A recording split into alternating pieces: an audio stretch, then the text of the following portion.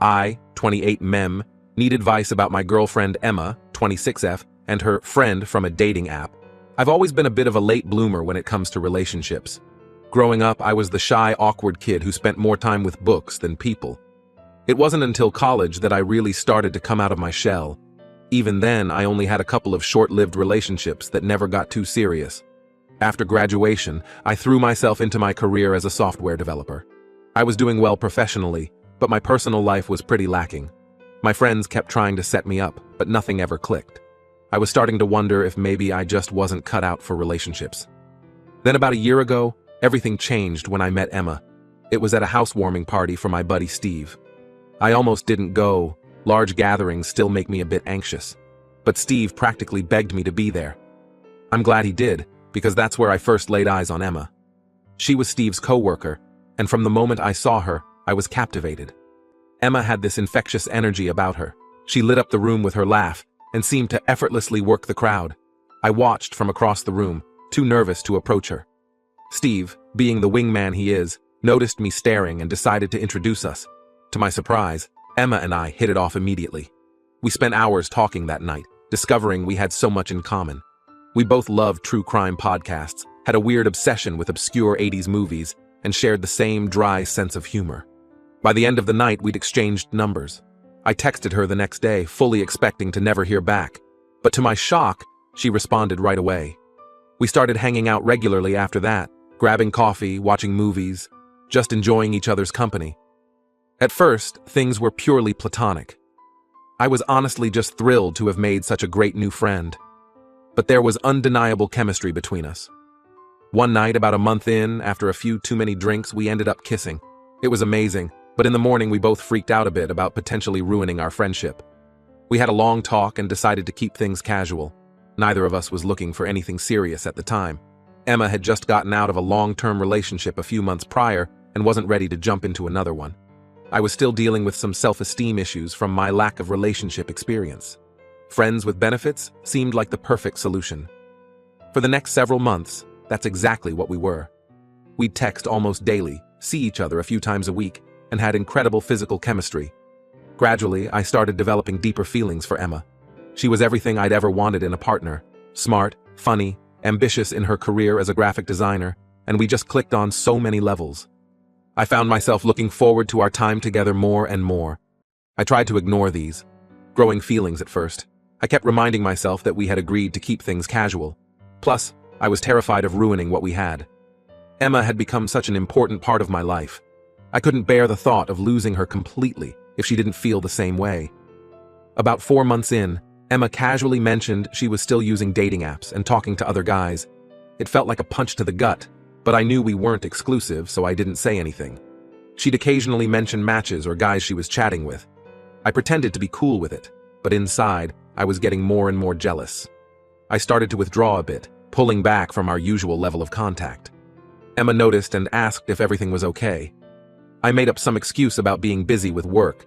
In reality, I was trying to protect myself emotionally. I thought if I created some distance, maybe these feelings would fade. It didn't work. If anything, being away from Emma just made me realize how much I cared about her. I found myself constantly checking my phone, hoping for a text from her. When we did hang out, I cherished every moment. Around the 6-month mark, Emma started talking about this guy, Mike, 29M, she matched with. She thought he was really cute, and they had great conversations. They lived in different cities about 500 kilometers apart, but had been texting for a couple weeks. Emma mentioned she was thinking of taking a trip to visit him for a weekend. Hearing this, I felt like I was going to be sick. The thought of Emma with another guy was unbearable. I realized I couldn't keep pretending anymore. I was in love with Emma, and I had to tell her, even if it meant risking our friendship. So I finally worked up the courage to tell her how I felt. I asked her to meet me at our favorite coffee shop, the place where we'd had our first real hangout. I was a nervous wreck the whole time, stumbling over my words as I tried to express my feelings. I told Emma I wanted us to be exclusive and officially start dating. To my immense relief, Emma's face lit up. She said she had been developing feelings for me too, but was afraid to say anything because of our initial agreement to keep things casual. We agreed to delete our dating apps and stop talking to other potential romantic interests. I specifically brought up Mike, saying I wasn't comfortable with her still talking to him or going to visit, given the context of how they met. Emma assured me she understood completely and would cut things off with Mike right away. I felt so happy and relieved. Finally, after years of feeling like I'd never find someone, I was in a real relationship with an amazing woman. For the next few days, I was on cloud nine. Emma and I were more affectionate than ever, constantly texting and calling each other. We went on our first official date as a couple, dinner at a fancy restaurant followed by a moonlit walk in the park. It was perfect. A few days later, I casually mentioned wanting to follow Emma on Instagram. When I went to her profile, I noticed she only followed 4 accounts. Curiosity got the best of me, and I checked who they were. To my shock, Mike's account was one of them. My stomach dropped. I tried to rationalize it. Maybe she just forgot to unfollow him. But something felt off. I decided to ask Emma about it, trying my best to stay calm and not jump to conclusions. When I brought it up, Emma got flustered. She admitted she was still talking to Mike and hadn't cut things off like she promised. Even worse, she said she still planned to go visit him for the weekend. She claimed they were just friends now and nothing would happen, but I was crushed. I told Emma this felt like a huge betrayal of trust. She got defensive and said I was being controlling and insecure.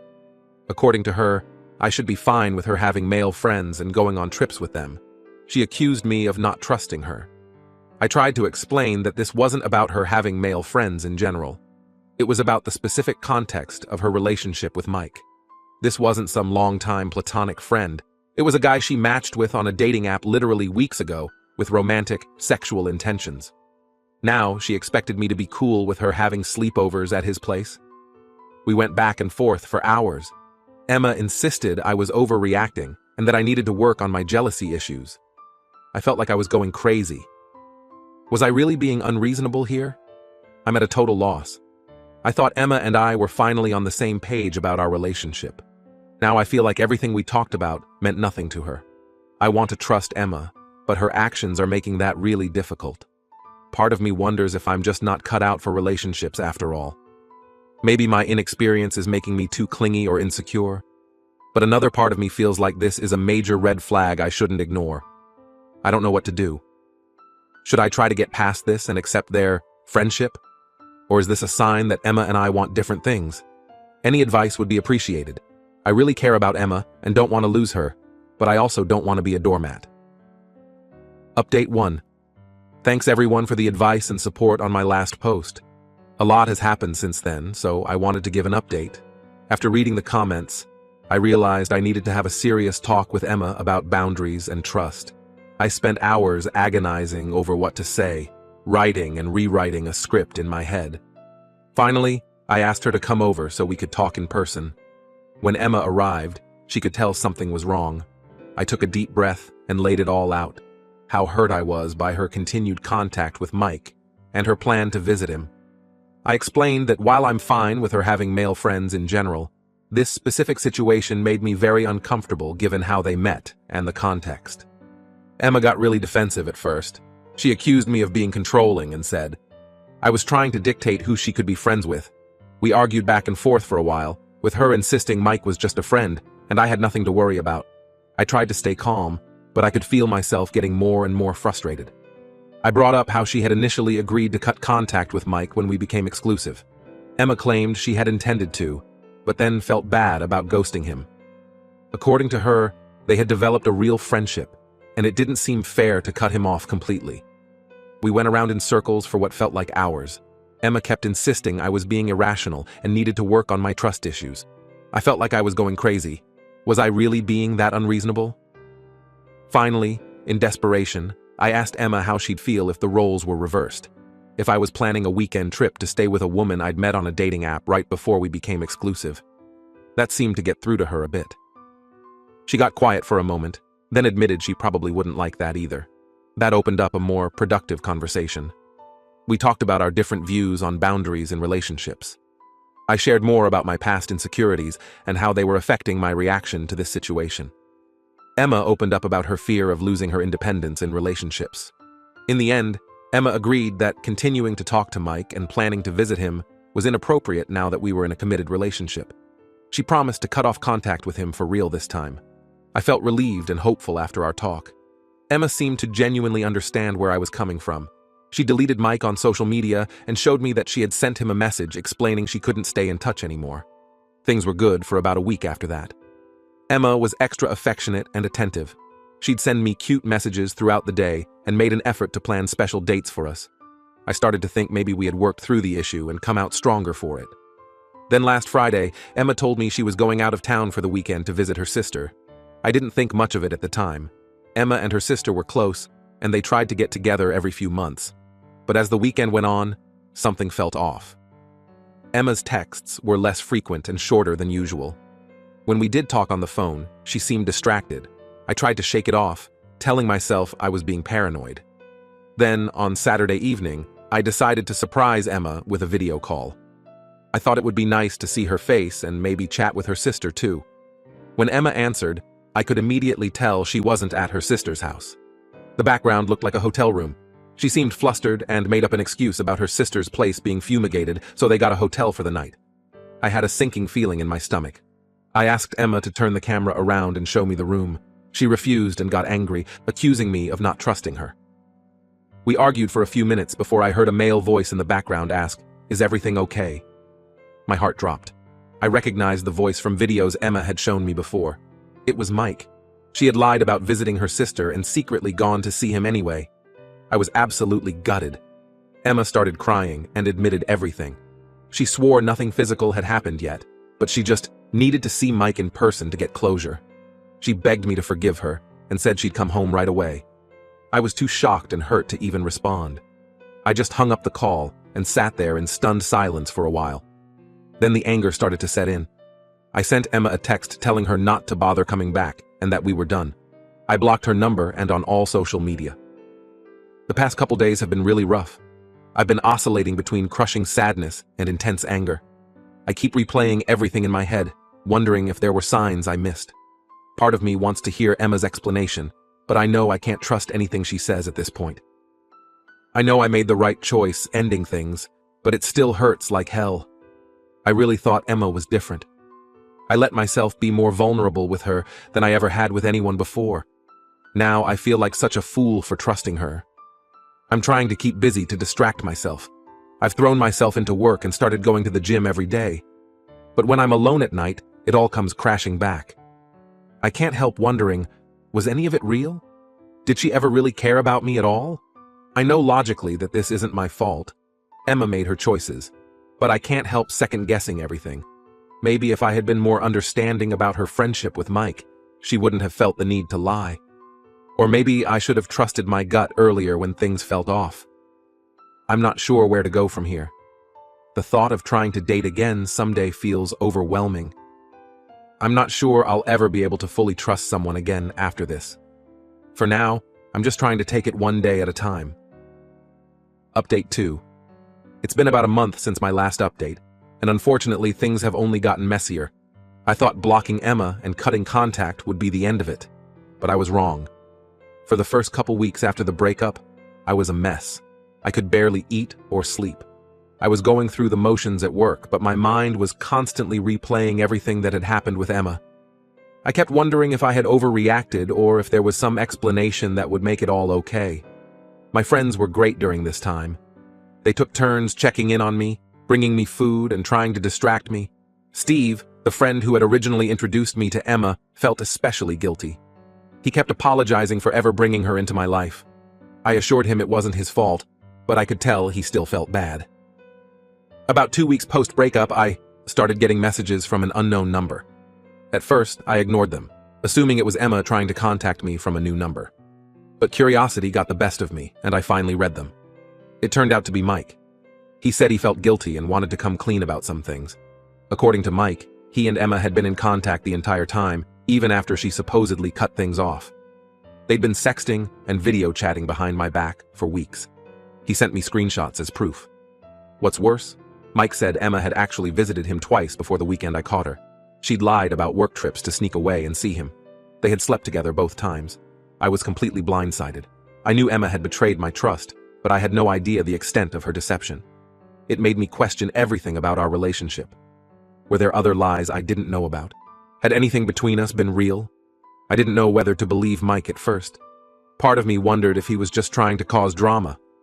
but the screenshots he sent seemed genuine, and the dates of Emma's supposed work trips lined up with times she had been distant and hard to reach.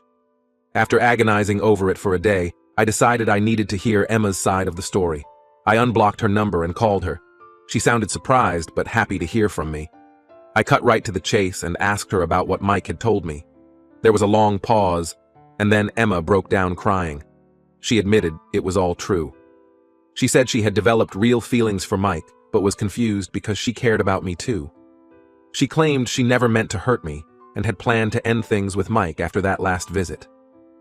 I listened in stunned silence as Emma poured out a litany of excuses and apologies. She said she had been scared of how serious things were getting between us. She said Mike made her feel exciting and desirable in a way I didn't.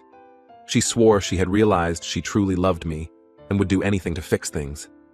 I felt like I was in a daze as Emma talked. Part of me wanted so badly to believe her, to think there was some way we could move past this. But a larger part knew that the trust between us was irreparably broken. I told Emma that ship had sailed and to never contact me again.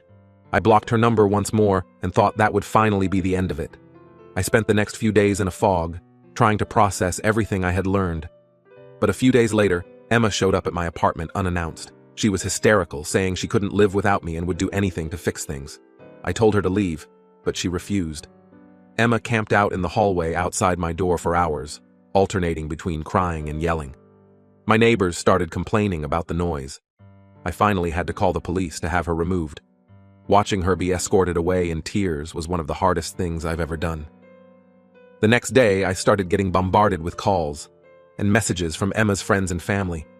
Apparently, she had told them all kinds of lies, that I had cheated on her, that I was abusive, that I had stolen money from her. They were harassing me nonstop, calling me every name in the book and threatening to make me pay for hurting Emma.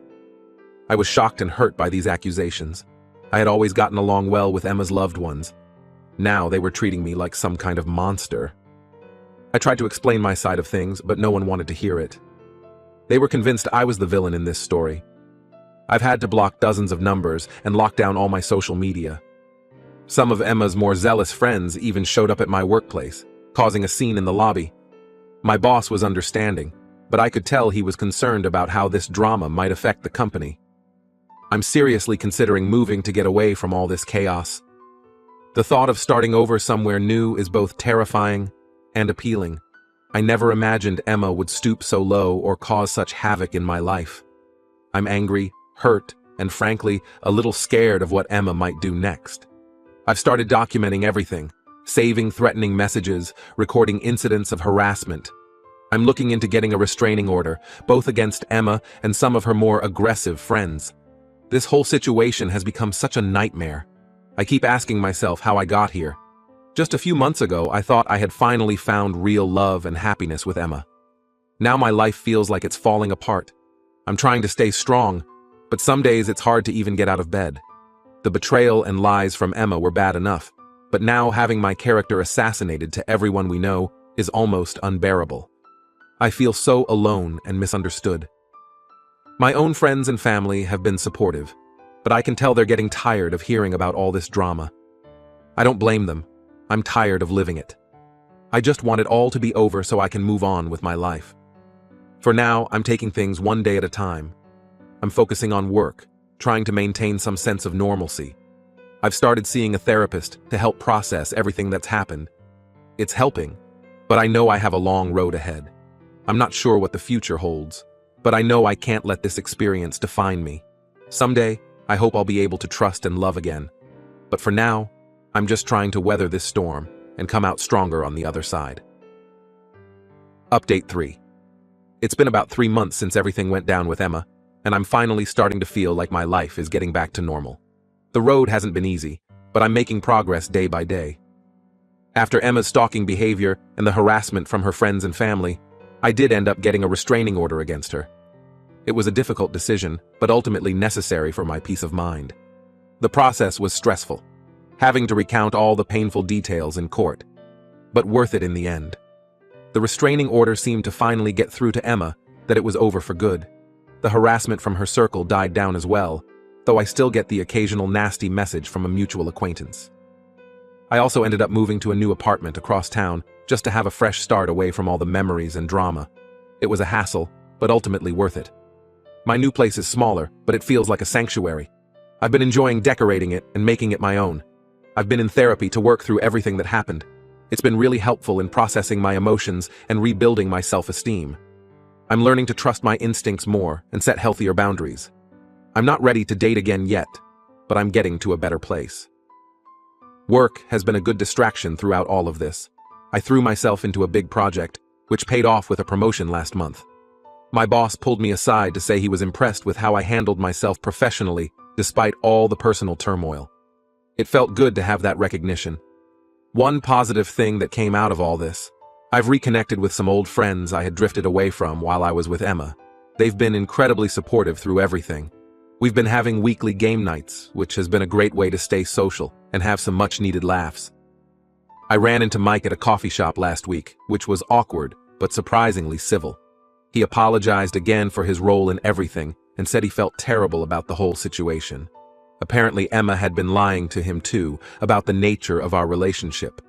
We're certainly not friends, but the encounter gave me some closure. I still have moments where the anger and hurt creep back in. I'll see something that reminds me of Emma, or have a dream about her, and it all comes rushing back. But those moments are getting less frequent and less intense. I'm learning to let go and focus on the future rather than dwelling on the past. I'm cautiously optimistic about what's ahead. For now, I'm focusing on myself, my career, and rebuilding the parts of my life I had neglected. I'm rediscovering old hobbies and trying new things. Last weekend I went skydiving, something I never would have had the courage to do before. It was terrifying and exhilarating, and it made me feel alive in a way I haven't in months. This experience has changed me. There's no doubt about that. But I'm determined not to let it harden me. I know there are good people out there, and I refuse to let one bad experience ruin my faith in humanity. Hopefully someday I'll be ready to trust and open up to someone again. But I'm in no rush. I'm learning to be happy on my own first. For anyone going through something similar, hang in there. It does get better. Take care of yourself, surround yourself with supportive people, and don't be afraid to ask for help when you need it. You're stronger than you know.